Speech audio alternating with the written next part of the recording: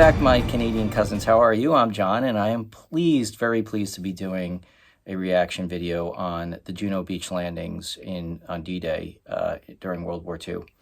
Now, I'm very aware that, the Canadian contribution towards both world wars and Korea in particular were significant, especially when considering the population size and the proportion of people that fought. I've covered multiple stories about Canadian contribution towards war efforts on this channel. And Juno Beach is probably one of those that you sort of think of and say, that was the obvious one to start with. I didn't want to start with it. I wanted to start with other events that I knew a little bit less about, because you see, I do like to give some of my baseline knowledge and information, and I have known about the D-Day Normandy landings in some detail. I'm not an expert. I'm not one of these history buffs that memorizes every single detail of every regiment and division that fought and what they did. That's just sort of not me. I'm more of a big picture guy, and I don't sweat the details all too much unless it's a real compelling story. And I certainly don't commit those kind of minute details to memory as some experts on these wars do. So yes, I am well aware of Juno Beach, and I do know that, oftentimes when people think of the D-Day landings in Normandy, they think of the British and the Americans, and unfairly sometimes overlook the Canadians.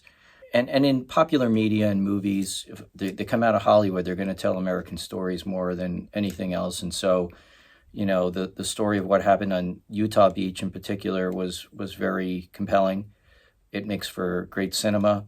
It's been covered in multiple movies, such as The Longest Day, The Big Red One, many other movies, Saving Private Ryan, a little bit of a little bit more recent vintage. With Omaha Beach, it is a compelling story. The most casualties on that day were from Omaha Beach. That said, the most casualties per capita were suffered on Juno Beach. And Juno Beach is a story that I think really needs to be told and explored in more detail. Here's what I know from my baseline information. We had the Americans at Utah Beach, Omaha Beach, and then a little bit further down the beachhead to the east was the British beaches of Gold and Sword, and in between those two, and I may have that mixed up as to which one was where, but in between those two was Juno, and that's where the Canadians landed. Unlike a lot of the other beachheads, what made Juno particularly challenging and why there was such casualties is because the waves were really rough. The beach itself was rather narrow. There wasn't a long beach, and there was a significant man-made seawall that was very high and that had to be overcome and allowed the German defensive positions to be such that it really was very difficult to establish a beachhead and then get over the seawall. And even when they did, they were in urban fighting. Now, I'm not saying that there was a city there. There were fishing villages, but urban warfare means, house to house, street to street. And those, that's a very difficult challenge. Whereas once the Americans and British, I think for the most part, overcame the German defenses, they were fighting and pushing into farmland to a great degree, whereas Juno Beach was not like that at all. Also, because the sea was very rough that day, there was anticipated artillery support and mechanized support through these tanks that were amphibious tanks. I think they just took Sherman tanks and they put these amphibious flotation devices around them, and they had propellers. These were called DD tanks. I think that stood for dual drive or something like that, but what the soldiers colloquially referred to as Donald Duck tanks. And here's one example of what they looked like. Because the sea was so rough, a lot of them just sank and didn't make the beachhead. Others just couldn't get onto the beach because of the rough surf, etc. And so very few made it on. And so the soldiers really didn't have the kind of support that was intended. At the end of the day, the Canadians pushed further inland than anyone else that landed on the beaches of Normandy that day. So let's explore this, and we're going to be taking a look at this video from a channel called History Underground, and this is History Traveler series, where he actually goes to the site and meets with an expert and walks around the battlefield and gets some detailed information that way. And that's really what I want. I want those details. And to me, there's nothing more chilling than the tangible pieces of history, being at the place where something really happened, looking at the beach, or, you know, if there's leftover pillboxes or whatever and these things, it really brings it home. Some of the buildings that you'll see in the pictures, I'm sure, still exist and will explore during this video.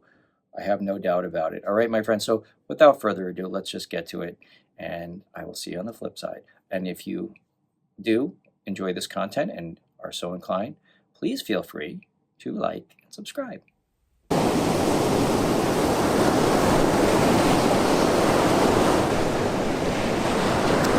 But one of the things that I realize on this channel is that there are people from all over the world who watch these videos, but I'm primarily going to speak to the American audience at this moment. I am one. Right now, I am standing on Juno Beach, which was assaulted by the Canadian 3rd Infantry Division on D-Day. And a lot of Americans, I would say, in general, don't have a great understanding of what happened outside of Omaha Beach. A lot of it has to do with the movie Saving Private Ryan and just the sheer volume of violence that happened on Omaha Beach. What people may not realize, though, is that the second highest casualty rate happened right here on Juno Beach. And if you look at casualties in proportion to the landing force, it's actually a higher percentage of casualties here on Juno Beach than anywhere else.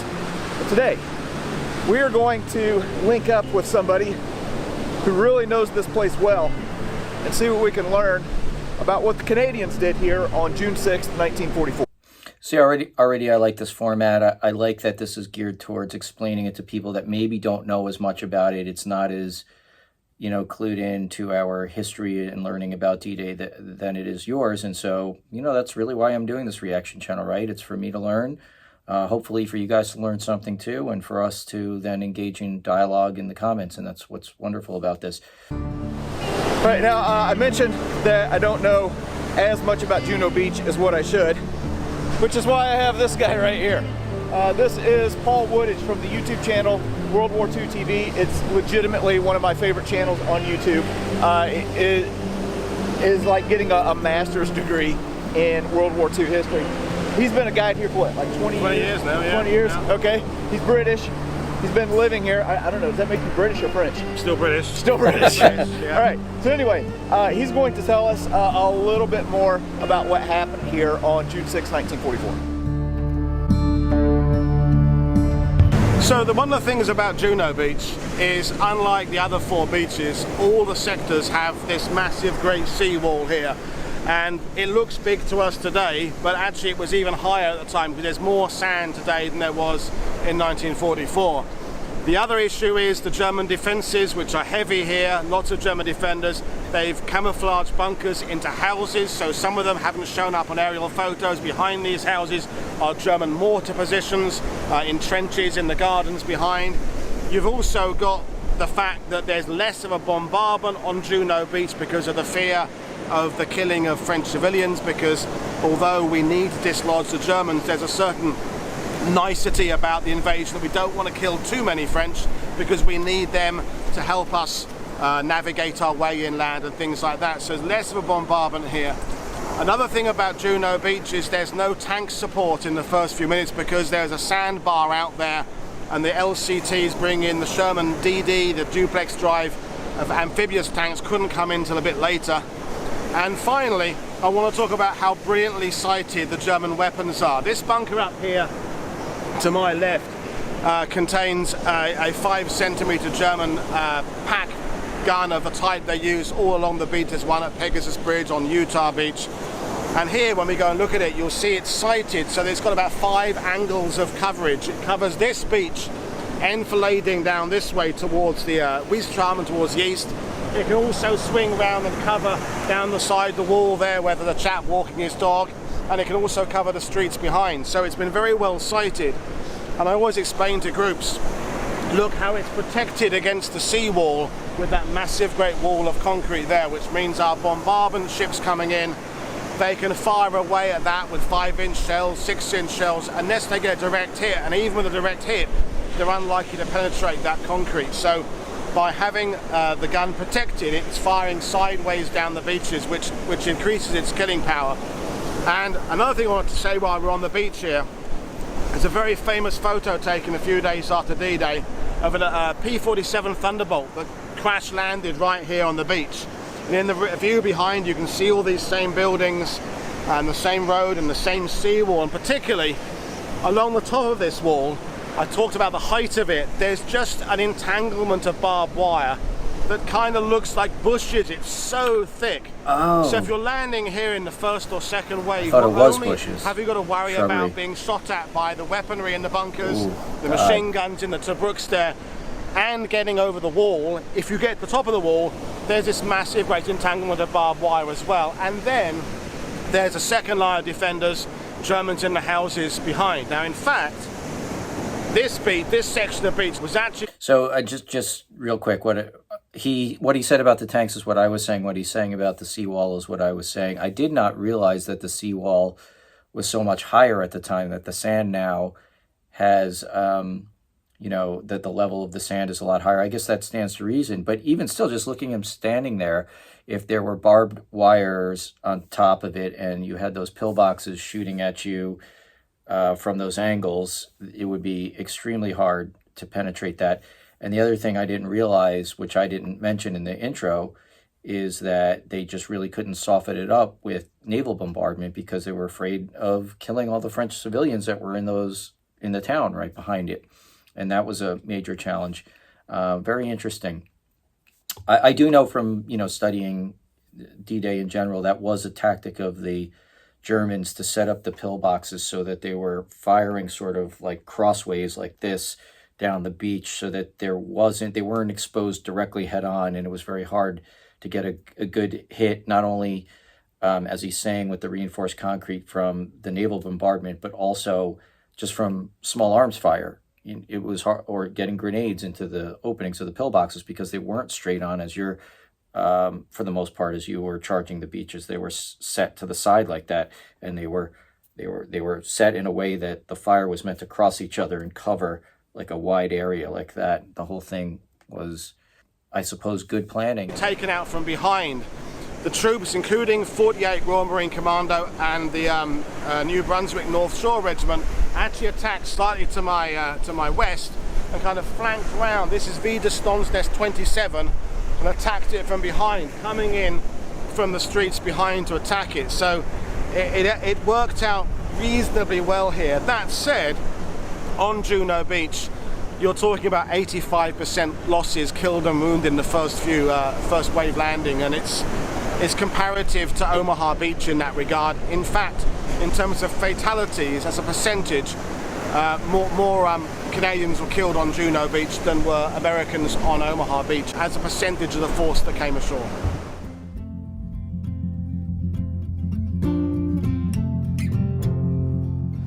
All right, so here's the bunker that Paul was talking about here at Widerstandsnest 27, and we can see some battle damage from D-Day on here.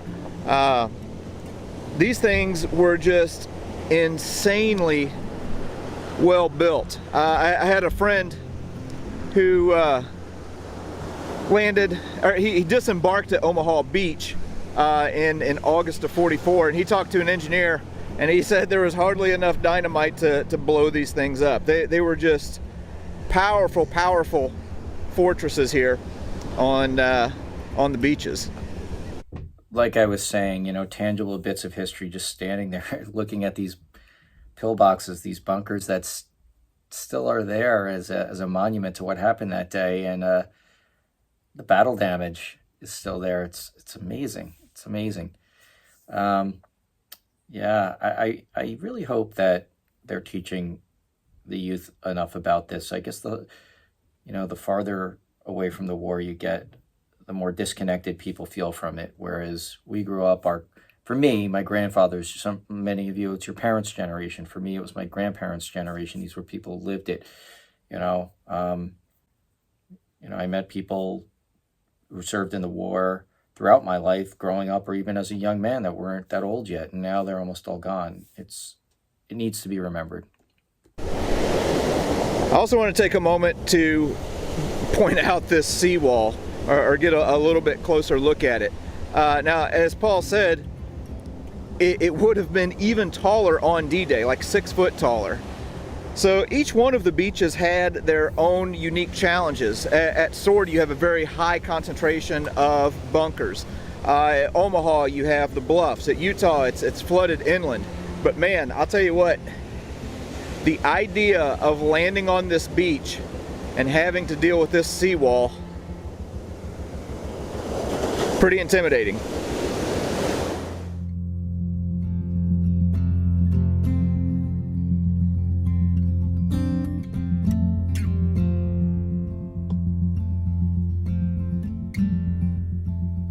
So this is the 5-centimeter German gun I was talking about, the pack, and it was taken out from behind. Before I tell you about how it was taken out, I want to talk about its sighting, because this gun barrel can point down the beach that way in front of the wall there. It can point up that road there in case it gets attacked from the side. It can turn inland up that road towards the centre of the village where the church is.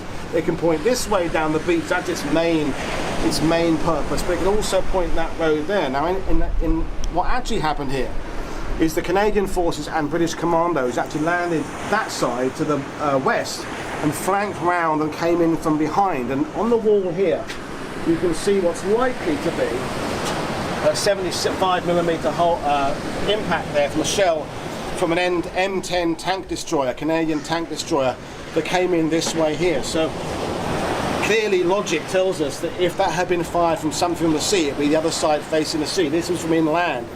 And this is one of the things about defeating these German positions, is that headlong What is attacks a tank destroyer? landing Is that on beaches like are a obviously bazooka? very tricky, because the Germans are set up to defend Some that. type And of if you can shoulder-held rocket? get round the back and come in from behind, you can mortar?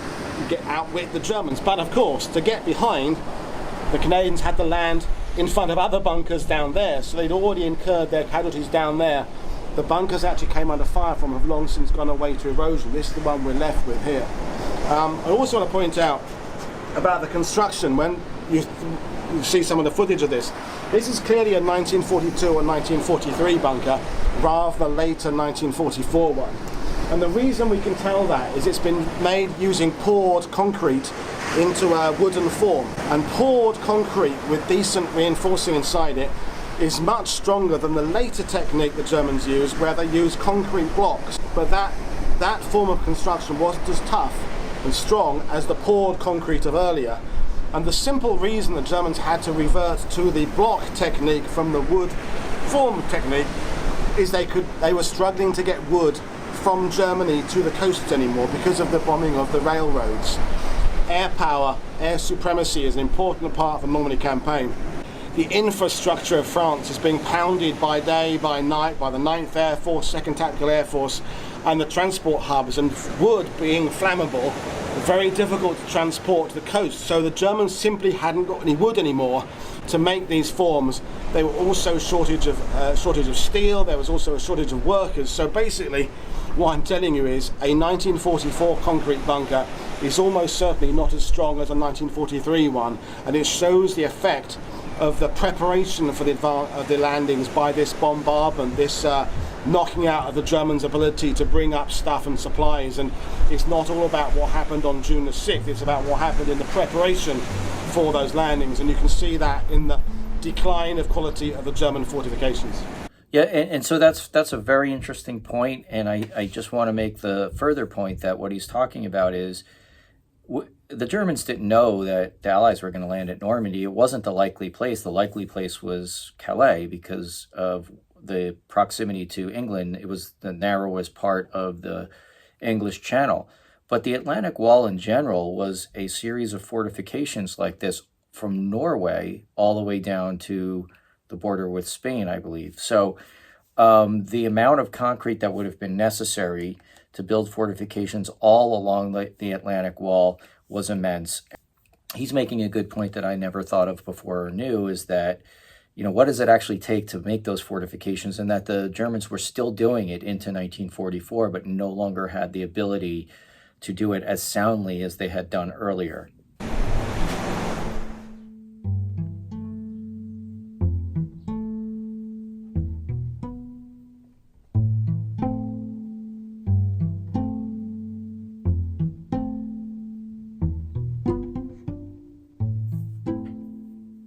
Earlier, Paul was talking about a P-47 that crash landed here on Juno Beach. That was piloted by Second Lieutenant John Alfred Weiss, who was 24 years old at the time. And they have a little thing here talking about him, and they show that picture. Well, that happened right there in that area. Yeah, you can recognize the buildings.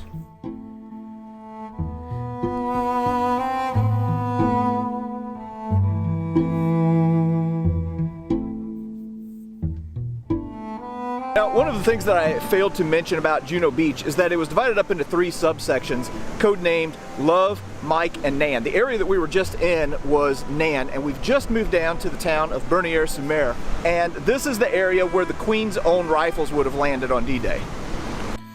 So I said earlier in the beginning, I don't memorize all of these things. I do remember hearing the Queen's own rifles, Winnipeg rifles, Regina rifles. So I think Highland Division from Nova Scotia. I don't know them all, but I do. Now that he's mentioning it, it's sparking my memory of things I had read in the past.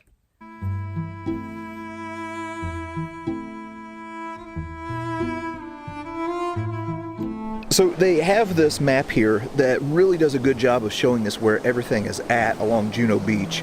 Now this area right here, that is Sword Beach. Down around here, this is the area of Calm. In an earlier video, we were right here. This is the Pegasus Bridge area. There were actually Canadian paratroopers to the east of here too. And then right in here, this is the spot where we started off at. This is the Nan Red sector. And then right here is where we are now. This is Nan White. And then further off to the west, well, that is the Mike sector. I'd like to know more about the Canadian paratroopers. That I suppose, when watching the series Band of Brothers, you see all about the 101st Airborne and what they did on D-Day and how difficult it was because their landing zones got all messed up and scattered. Very curious about the Canadian paratroopers. Here along the beach, we have several of these Tobruks that served as machine gun positions for the Germans who were defending this beach. So for the Canadian guys who were storming these shores, well, they had a tough job ahead of them, especially in that first wave.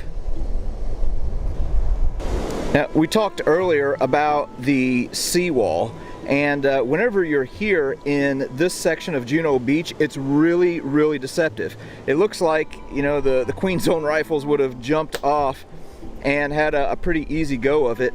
There's about 8 feet more sand here than there was in 1944. So this would have had some very high walls that they would have had to have scaled with ladders. So if you ever come here, don't think that this is exactly the beach as it was in 1944.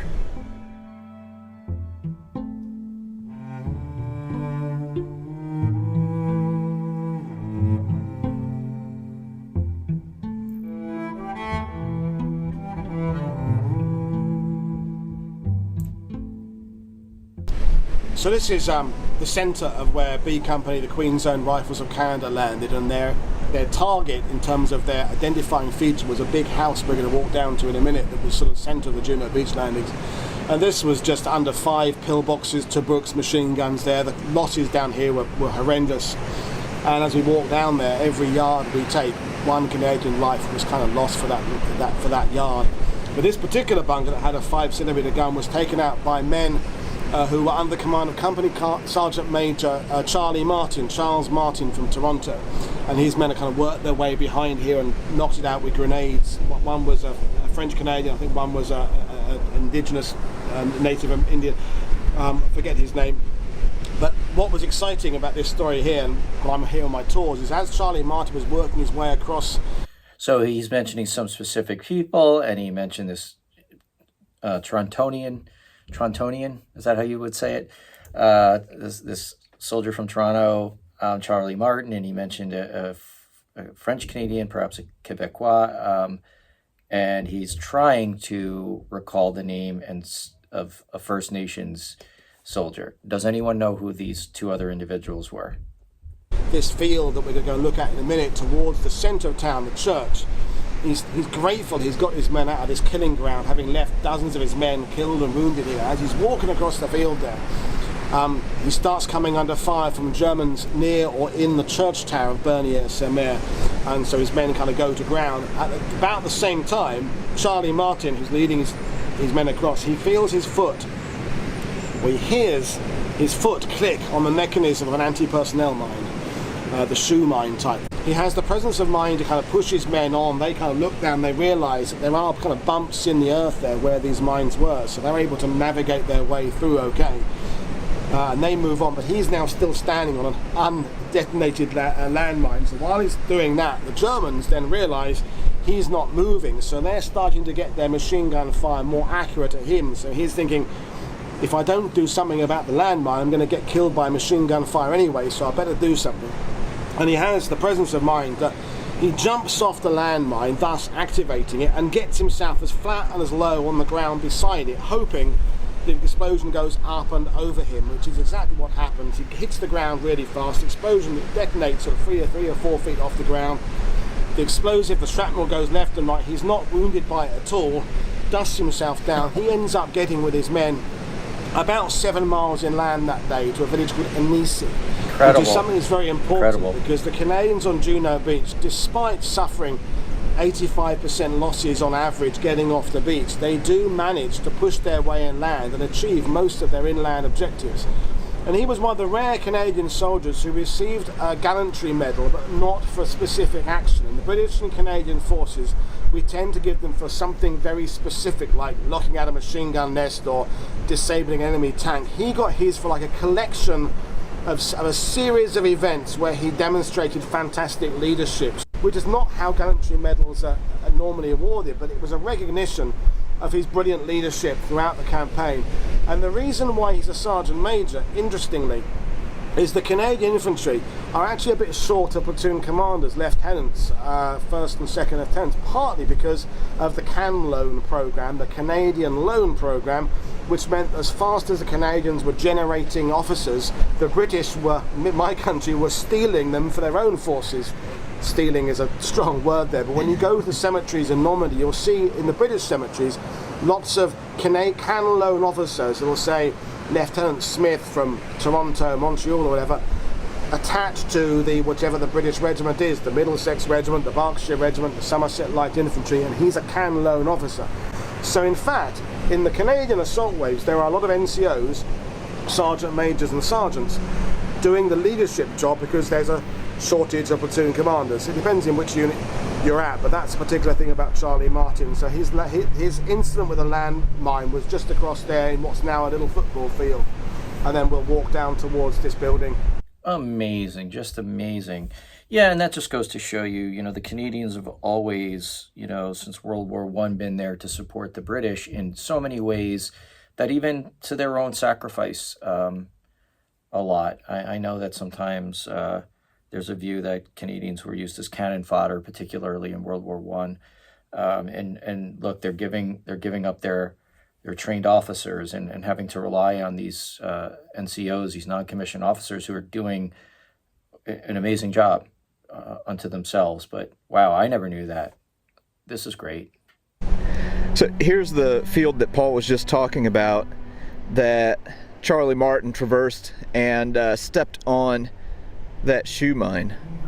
So pretty amazing to think about the fact that he crossed right here and survived. Something else that Paul told me that is not in the tour books, I don't think, is that this place right here during the German occupation served as, how shall we say it, a house of ill repute. Just say it, my friend. For the German soldiers.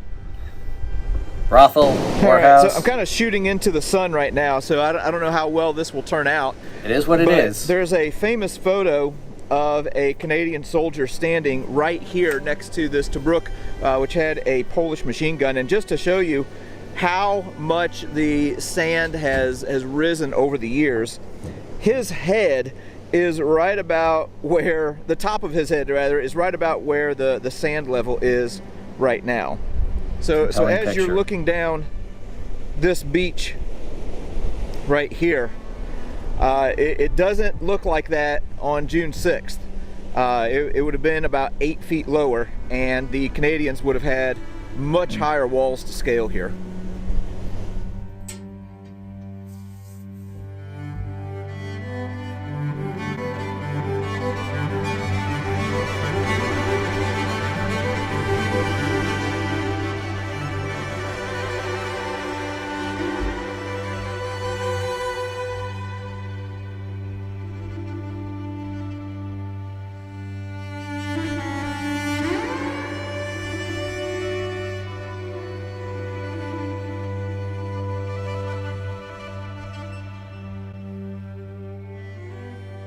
Wonder who left that heart. If you've read or studied anything about Juno Beach, well, then this house right here should be familiar to you. This was one of the most important landmarks for the Queen's Own Rifles on D-Day. It's a very large place and kind of sticks out more than any other. And there's a placard here that talks about the number of men who were killed just within sight of this house. So you're looking at probably over 100 men who were killed, several more, or dozens more who were wounded. And this was the first house on French soil that was liberated by the Allied forces coming from the sea. Here next to the Canada House, they have a picture showing what it would have looked like right after D-Day. So again, you can see how much higher the wall is. And also, it looks like it got stitched up on the side here by, I don't know, something from the west. Of course, that's been patched up. But, yeah, pretty cool to be standing here at this iconic spot on Juno Beach.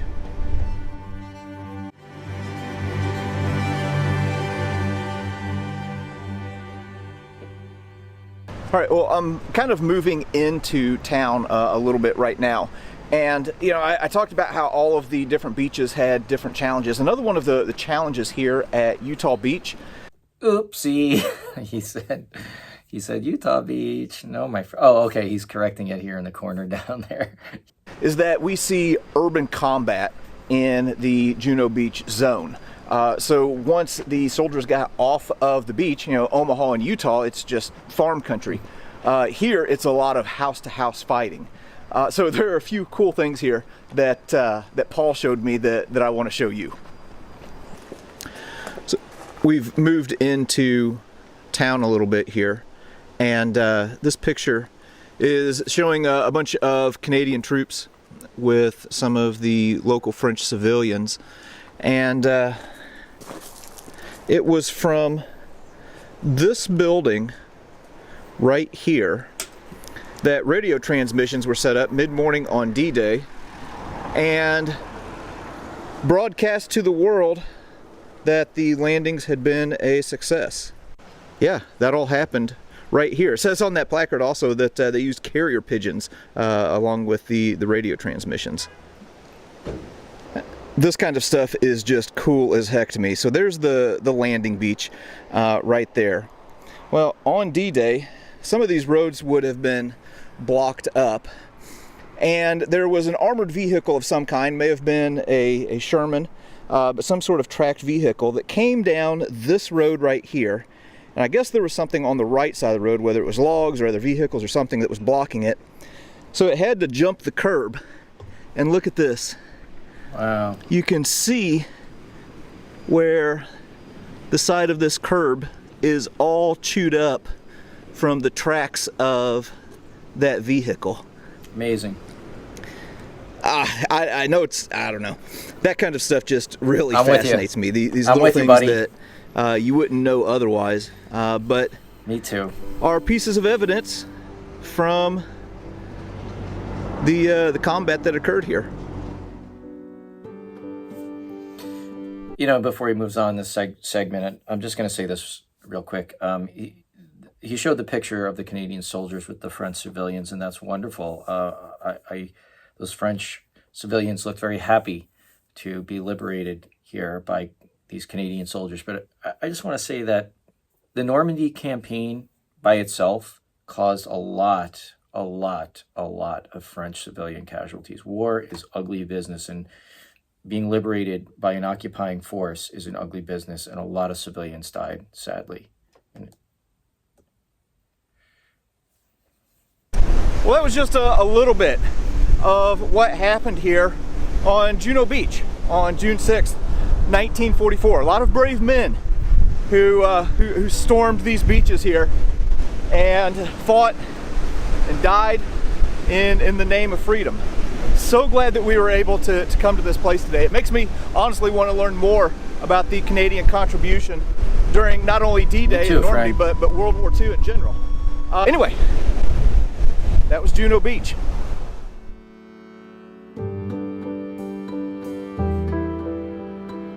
Yeah, very cool. Very cool. I love that they were there. I feel very much the same as this guy did. I would have loved to have been there and gotten the tour from that gentleman, the British gentleman who was very knowledgeable. It also, I agree with him, makes me want to learn more about the Canadian contribution, which I've been doing. Now that I've whetted my appetite with this, I also want to see what happened with the Canadians in the immediate aftermath of Juno in the coming days and weeks as the Normandy campaign continued. So I will definitely be checking that out too soon, my friends. Thank you so much for watching. If you enjoyed this, again, please like and subscribe, and I'll see you soon. Take care, my friends.